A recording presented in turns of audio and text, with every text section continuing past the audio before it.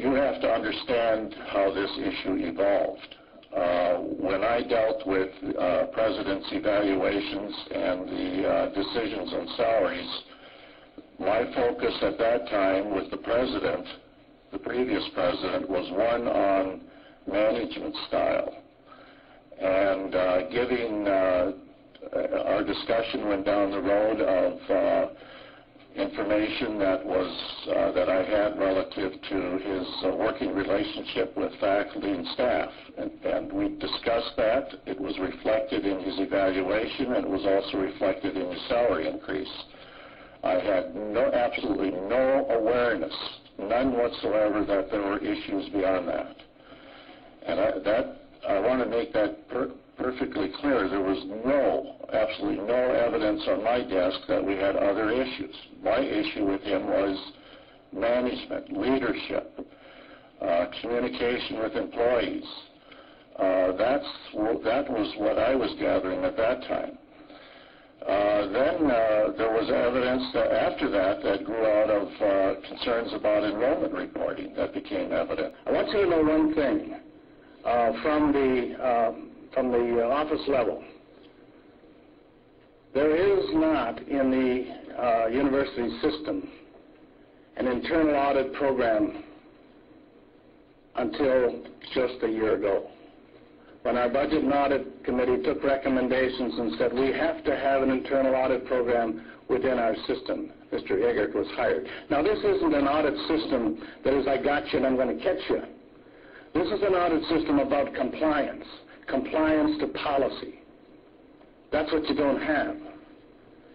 And that's what we didn't have, and that's what causes the issues that we had today. We heard reports here today that there are policies out here, but they weren't complied with.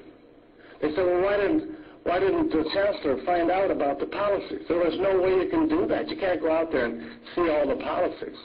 That's what the auditor does. Remember also, this issue in Dickinson was found by who? The internal auditor.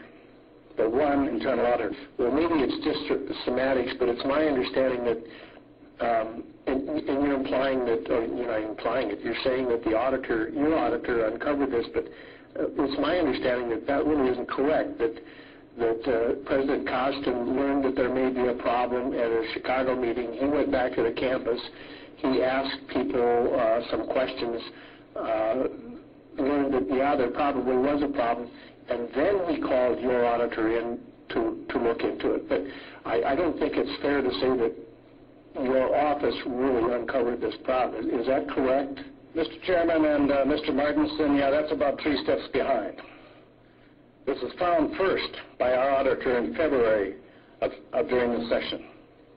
The subsequent reports that you're finding and the other audits that were called in were after the fact. I want to interrupt you here for a second. Go ahead. We just heard from the chancellor who said he knew nothing of this at the time that he gave the raise to McCallum. And now you're saying that the board was aware of it in January of the session.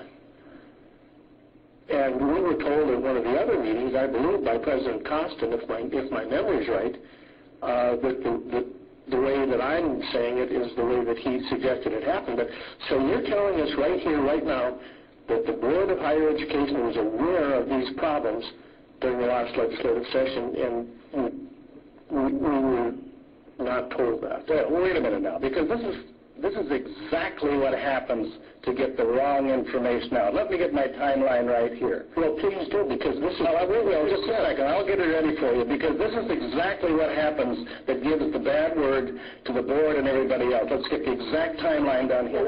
Wait. Excuse me, Mr. Chairman. Didn't you just say you knew it in January of last... No, I did not. Am I the only one that heard that?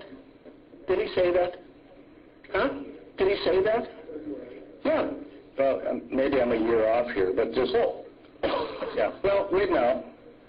Go ahead, Bill. You are correct, Mr. Chairman. The first audit came up in early February, and the chancellor asked me to go out and look at. That was the enrollment issues. 2011. Actually, probably more March time frame. Mr. Eggert, before we go any further, when did you get employed by the university system? February 15th, 2011. 2011. And one of your first responsibilities was to go out to Dickinson with regard to this issue. That is correct. Okay. That's a year ago, February. Yes. Okay. Enrollment numbers. That was the enrollment Numbers. Yeah. And we did the HR audit, and then that's DC and Scott came across this other one, the international student audit. So, does that work? So yes, Mr. Espegard was correct. We started it, and they found the last audit. yeah.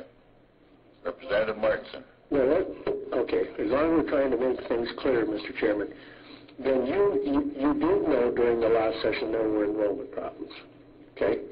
That's correct. Now, but you are saying that you did not know about the Chinese problem last session, and that came from D.C. Costin. Okay. So my original statement, Mr. Espegard, is correct, that you did not discover the Chinese problem. Correct. Is that correct? That's correct. That's okay. Okay. Well, it's not easy you got to kind of get specific around here, don't you? No, and I don't disagree with Mr. Espegard with the fact that sometimes that's what causes all of the controversy is the misinformation that we get. And I'm not saying that any of this was intentional, but you know, when he made his statement, we made an assumption we shouldn't have made, and it's good to get it clarified. So. And I thank you for that. And Well, wait a minute. We didn't make an assumption. That's what he said. Well, I understand that. That's not an assumption. That's what he said. Mr. Chairman, Go ahead. let's move on from this. This is cutting hairs. This makes no sense. This fixes nothing. Our auditor found it in February of 11 to start. It progressed. That was the enrollment numbers that were in problem to start with. It progressed to other things once we got in there. I apologize if I misled you because that was not the intention. And like I say, I apologize for that.